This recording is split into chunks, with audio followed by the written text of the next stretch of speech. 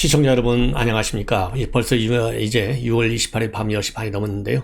지금부터 전흑현의 안보 정도를 시작하겠습니다. 여러분들께서도 아시다시피 지금 우리 국민의힘에서요, 이준석 당대표에 대한 징계 문제가 가장 뜨거운 감자고요. 이 정치적인 이 세력별로 생각이 완전히 달라요. 그래서 친이준석파에서는 이게 무슨 이 징계감이냐, 성상납 자체가 없다. 그러니까 이 증거인멸이니 부무유지 위반이니 이런 것 자체가 성립할 수 없다. 여기에 이제 대표적으로 최근에 참여하고 있는 사람이 바로 최재형 전 감사원장, 이번에 혁신위원장으로 임명됐잖아요. 그래서 최재형 원장의 경우에는요, 딱 판결문 내리듯이 얘기를 하고 있어요. 윤리위에서도 확실한 증거를 갖고 판단해야 된다. 그냥 막연하게 판단해서는 되지 않는다. 이런 입장을 발표하고 있고, 그리고 이제 대신에요, 또 친윤계라고 볼 수 있는 사람들 입장에서는 이거 어떻든 간에 이건 중징계감이다. 당 대표가 이런 적이 있느냐, 사상 초유의 이런 성상납 의혹만으로도 이건 중징계를 받아야 되겠다. 그래서 최소한도 말이죠, 이 당원권 정지 이상의 조치를 받아야 되는 것이 아니겠느냐, 이렇게 공세를 취하고 있습니다. 이러다 보니까요, 이제 윤리위가 지난 22일 날 일정 수준의 어떤 징계안을 내놓을 것으로 많은 분들이 짐작을 했었는데요. 7월 7일로 연기가 됐어요. 그러다 보니까 이런 친윤계와 그 다음에 이준석 계파 간에 일대 지금 뭐라고 그럴까요? 전쟁이 지금 벌어지고 있는 상황입니다. 그래서 이러한 상황에서요, 지금 전반적인 흐름은 지금 어떻게 되고 있냐 보니까 언론에서 이제 전문가들마다 다 다르지만은 하나의 큰 흐름을 보면 최소한도 7월 7일로 미는 것은 경찰 조사 결과가 나올 때까지 기다리겠다는 안. 그 다음에 하나는 이번에 그러니까 이제 김철근 정무실장의 소명을 받았지만은 이거 하나 가지고 이 결정적으로 성상납을 받았다라고 하는 결정적 증거는 없지 않느냐. 그리고 증거를 인멸했다고 하는 결정적 증거는 없지 않느냐. 이런 것 때문에 윤리위가 결정을 미뤘다. 그렇다고 본다면은 이 중징계까지 가기는 어렵지 않겠는가. 이런 해석들이 나오고 있어요. 이게 이제 전반적인 현재의 흐름입니다. 근데 저는요, 다소간은 좀 중징계가 징계가 말이죠, 경고 이상의 조치는 나오지 않을까, 이렇게 생각을 해요. 왜냐면은 지금 시기적으로 말이죠, 언제든지 중요한 뜨거운 이슈가 있을 때가 있어요. 지금은 여야를 막론하고 여러분들 안희정, 그 다음에 오거돈, 그 다음에 박원순이 이런 사건, 그리고 최근에도 최강욱 사건 있죠. 그 다음 민주당에 누가 있습니까? 박완주 이 천안 지역의 박완주 의원 사건, 아산인가요? 예.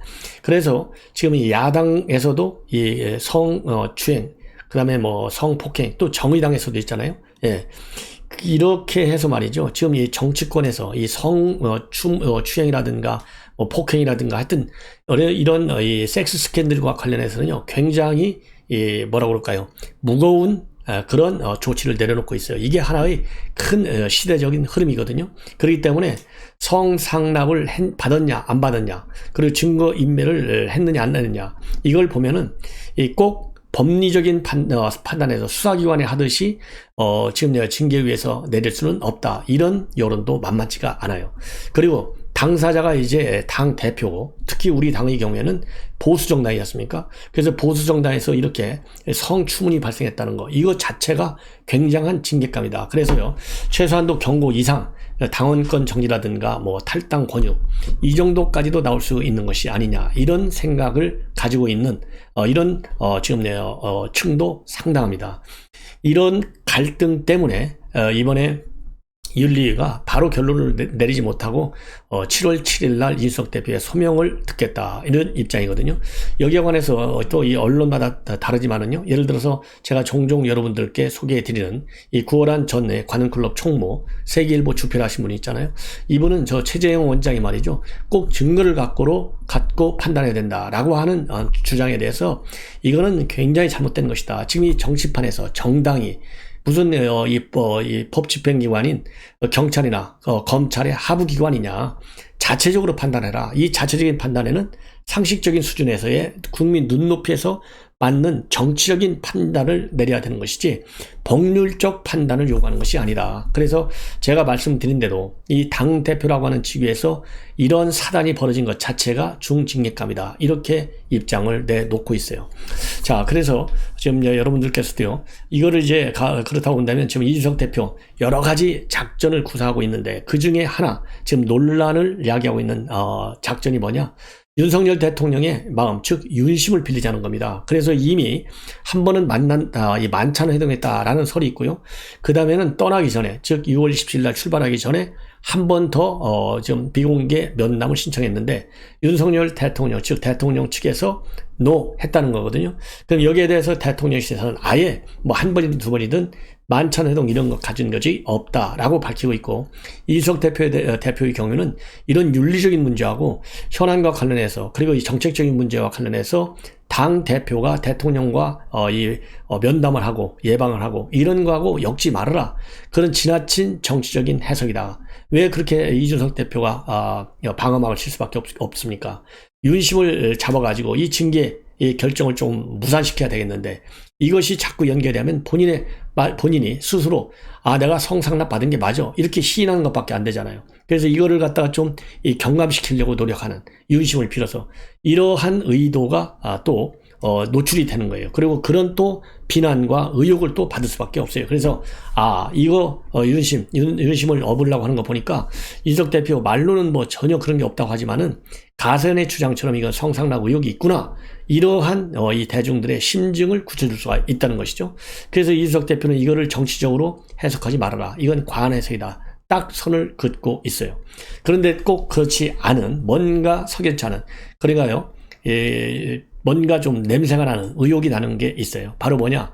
오늘 이제 국민일보에서 말이죠, 단독 보도를 했습니다. 윤석열 대통령이 이준석 대표의 면담을 사실상 거절한 건 맞다, 이렇게 보도를 하고 있어요. 그러면 면담하면서 그냥 나 싫어 이렇게 했느냐? 아니다 이겁니다. 이게 이제 핵심 단독 보도 내용이에요. 면담 요청을 거절하면서 말이죠, 앞으로 면담하고 싶을 때는 반드시 의제 또는 사유를 사전에 밝혀달라, 이렇게 통보를 했다는 겁니다. 이 얘기는 결국 뭡니까? 윤석열 대통령도 이 성상납이라고 하는 사상 초유의 징계 국면에서 거기에 괜히 말려들 필요가 없다는 것이죠. 그래서 이 대목은 그만큼 윤석열 대통령이 상당히 불편한 심기를 노출시킨 것 아니냐, 이렇게 나오고 있고, 지금 여권 내부에서도요, 윤석열 대통령이 나가기 전에 한 번 더 만나자고 한 것 자체가 굉장히 실망시켰고 또 심기를 불편했을 뿐만 아니라, 이런 것들 때문에 윤석열 대통령 입장에서, 그리고 대통령실 입장에서는 이준석 대표가 환송 자리에 나오지 않는 거, 이게 훨씬 낫다, 이러한 이 메시지가 나오게 됐다는 겁니다.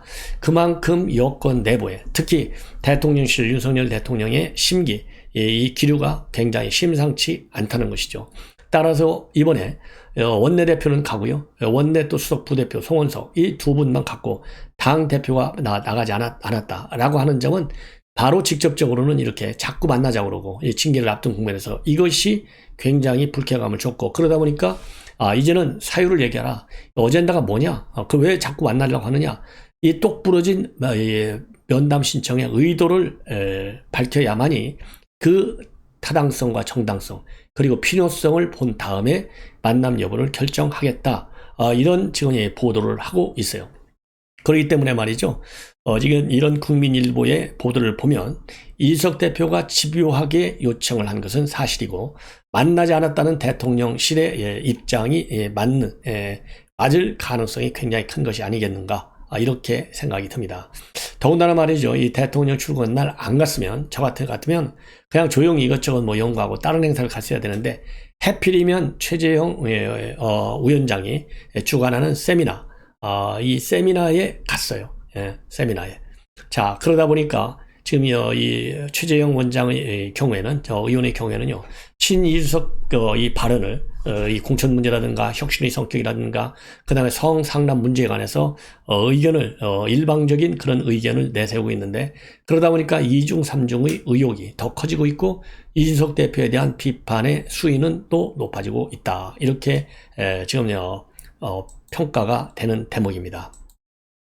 자, 그러다 보니까요. 지금 이제 9월한 칼럼에서 얘기하는 걸 보면요. 이 최재형 원장이 이준석 옹호하는 이런 거와 관련해서 이거는 절대적으로 틀린 얘기다. 이렇게 주장을 하고 있어요. 왜 그러냐면 사실관계를 확정하는 것은 사법 절차이고 당 윤리위가 하는 것은 이거는 정치적인 절차인데 이런 차이를 혼동하지 말아라. 이게 혼동할 것 같으면은 그야말로 죽도 밥도 안 된다. 이 사법수사, 이 강제 수사를 하는 것도 최종까지 확정된 판결이 나올 때까지는 1심 하나 갖고 되느냐, 3심까지 가지 않느냐. 그러면 이게 하세월 걸리는데, 이거는 국가 공권력이 강제 수사하더라도 3심까지 가서 결정이 되는데, 윤리위를 그러면 윤리위가 이게 수사기관이냐 말이지. 3심까지 가는 것처럼 윤리위가 그러면 몇 번씩 이 심의를 해야 되겠느냐. 그리고 3심까지 가야 최종적으로 재판까지 끝나서 죄냐 무죄냐가 결정되는데 그때까지 그러면 윤리위를 열지 말라는 말이냐. 예, 이거는 한마디로 해서 이 최재형 원장의 이러한 주장은 전혀 타당성이 없는 것이다. 예. 그래서 무리를 빚은 것 그 자체도 문제지만은 그런 무리로 인해 가지고 이 정치적 피해가 국민의힘에 굉장히 크게 왔기 때문에 이준석 대표는 거기에 대해서 도의적 책임을 지고 그만두는 것이 순리다. 그럼에도 불구하고 순리대로 되지 않고 이 당대표가 윤리위까지 오게 된 것 자체가 굉장히 불행한 사태다. 이렇게 보고 있어요. 불행한 사태. 그래서 이 서로 다른 절차와 목표를 혼동해가지고요. 수사 결과나 법원 판결에 의존하게 된다면 심각한 문제가 발생하게 되기 때문에 사법 절차가 끝나기까지는 시간이 너무나 말리니까 그때 그러면 정당은 계속 피해만 입고 있으라는 얘기냐. 그리고 또 한 가지 문제는 뭐로 사법기관의 과도하고도 불필요한 정치 개입을 자초한다는 것이죠. 그래서 정당이 수사기관, 법원 눈치를 볼 수밖에 없는 거. 이거는 마땅치 않다는 겁니다. 따라서 이 최재형 원장 의원의 이런 발상 지극히 행정기관적 발상이고 정당은 정치적 집단이기 때문에 사실관계 확정을 전제하는 것은 당 대표를 봐주자 이런 주장으로 오해받을 수밖에 없다. 그래서 이준석은 말이죠. 이미 당 대표로서 신임을 잃은 지 오래고 취임 후 끊임없이 이어지는 분별 없는 언동으로 말미암아서 국민의힘 그 다음에 윤석열 정권이 입는 피해는 이루 말할 수 없이 크다. 오죽하면 윤석열을 보면 도와주고 싶지만은 이준석을 보면 고개를 돌린다는 말까지 나오냐. 이러한 칼럼을 통해서요. 상당히 비판적인 입장을 내놓고 있습니다. 자, 이런 가운데 말이죠. 최근에 이 장제원 의원과 관련해 가지고요. 장제원 의원을 비판하다 보니까 이 방송사에 항의 전화가 온다. 왜 그런 나를 비판하는 사람을 방송에 출연시켰냐. 이런 내용을 폭로한 사람이 바로 정치평론가인 장성철 가톨릭 의대 특임 교수예요. 그래서 이준석 대표가요, 이 장성철 특임 교수의 발언과 관련된 기사를 링크에 올리면서 시사 패널들은 누구를 비판하더라도 편하게 말씀하라. 그리고 본인은 이준석을 비판해도 절대 그런 일이 없다. 그리고 그런 성역이 있어서는 안 되고 어차피 이거 맞는 얘기냐 틀린 얘기냐 이것은 시청자하고 청취자들이 판단하는 거 아니겠느냐. 그러면서 이 장제원 의원의 말하자면 이 발언 올렸듯이 본인이 이제 공유했듯이 이 기사를 장성철 의원의 이 발언에 동조하는 그런 입장문을 내놓고 있습니다. 장성철 교수가 말이죠. 최근에 장제원 같은 분은 정권에 위험하다. 그래서 자신에 대해서 비판 좀 했다고 방송국에 전화해서 문제를 제기하고 항의하는 게 권력 실세가 한 일인지 모르겠고 무서워서 방송 패널을 못하겠다. 이러한 입장을 내놨는데요. 여기에 대해서 동조한 거. 이것만 보더라도요. 장제원 의원을 얼마나 지금 이준석 대표가 미워하는지 싫어하는지 우리가 충분히 짐작하고도 남는다. 이렇게 저는 생각이 듭니다. 예. 그래서 이런 것들도요, 전부 윤리를 앞둔 상황에서의 민감한 그런 반응이 아니겠느냐, 이렇게 생각이 들어요. 자, 이번에는 말이죠, 이 특사 얘기를 좀 하겠는데요. 윤석열 대통령이 여기저기 필요한 이 국가에 대해서 특사를 보내고 있어요. 근데 이 보도는 지금 중앙일보가 보도하고 있는 내용입니다. 왜 이 특사, 특히 실세들을 많이 보내잖아요. 그래서 권성동 의원은 오늘부터 7월 2일까지 필리핀에 특사로 나갔습니다. 그리고 장제원 의원은 최근에 말이죠. UAE의 특사로 다녀왔어요. 그러면 이렇게 이제 측근들, 그야말로 신뢰받는 의원들을 갖다가 특사로 파견하는데 그 이면에 윤석열 대통령의 특명이 있다는 것이죠. 어떤 특명이냐? 바로 원전 세일에 측근들이 본격적으로 나서달라. 이런 특명을 받고 뛰고 있다. 이렇게 지금 중앙일보가 보도를 하고 있어요. 그래서 이번에 필리핀에 간 것도 말이죠. 지금 마르코스 대통령의 취임 축하 특사단으로 가는 거지만은 그 이면에는요, 이런 경축 특사 이외에 이 필리핀 원전 수주와 관련이 있다. 이런 지금 얘기가 나오고 있습니다. 무슨 얘기냐? 필리핀에는요, 오래전에 완공됐지만 가동되지 않는 원전이 있다고 합니다. 이게, 이 필리핀에 이런 이제 원전이 하나가 있는데요. 바로 필리핀 바탄 원전이라고 그래요. 76년도에 웨스팅하우스가 짓다가 미국에서 원전 사고가 나니까 이 공사가 중단됐고 그 이후로 지금까지 계속 중단되어 있다는 겁니다. 그래서 이 마르코 대통령은요, 이 필리핀 원전을 좀 살리려고 하는 그런 정책을 취하고 있고, 그래서 이 공사가 재개될 가능성이 크다는 거예요. 그래서 이거를 이제 이 공사 이 재개 원전이 건설이 중단됐는데 이거를 다시 이제 이 사업에 우리 한국 이 원전 기술진이 참여하게 되면은 당장 뭐 이 돈으로 따져서 큰 이익이 나온다든가 그럴 가능성은 좀 희박한데, 문제는 뭐냐? 필리핀이 원전 사업에 다시 착수하기 때문에 다시 시작되는 필리핀 원전 사업에 있어서 말하자면 선점권을 확보한다는 것이죠. 그렇게 되면은 어마어마한 이 수익 창출이 가능하다. 그래서 이런 거를 좀 잘 챙겨 갖고 와라. 이래서 특명을 이 권성동 이 의원한테도 내린 것이 아니냐, 이런 보도가 나오고 있고요. 그리고 또 하나는 말이죠. 이 장제원 의원이 지난 5월 달에 UAE 대통령 이 조문사절단으로 갔다 왔는데요. 그때도 마찬가지로 이런 원전과 이 방산 협력 문제에 대해서 집중적으로 현황을 파악하고 오도록 지시를 내렸고, 김기현 전 원내대표가 EU 특사 자격으로 다녀왔는데 벨기에와 프랑스를 이제 다녀왔거든요. 그래서 EU 원전 가동 상황에 대해서 윤석열 대통령한테 보고했다, 이런 보도가 나오고 있어요. 그래서 이 과거 이제 MB 때는요, 이 박영준 차관이 자원외교를 했잖아요. 근데 지금 윤석열 대통령도 박영준 하면은 이제 MB의 최측근으로 알려졌지 않습니까? 근데 이번에는요, 윤석열 대통령의 최측근인 윤핵관, 이 두 명이 원전 세일 활동을 하고 다닌다. 왜냐면요, 대통령의 신임이 센 사람이 오면 그만큼 상대 그쪽 특사로 접수하는 국가에 있어서 그 이 메시지를 굉장히 무겁게 받아들이는 것은 지극히 당연한 거 아니겠어요? 그래서 지금 윤석열 대통령의 이러한 이 원전 외교, 일종의 이제 뭐라 그럴까요? 비공개, 극비 외교죠. 이런 거는 굉장히 바람직한 것이 아니겠느냐, 이러한 판단이 듭니다. 자, 이번에는요, 서울시가 TBS에 대해서요, 기관 경고와 기관장 경고 동시에 두 경고를 내렸습니다.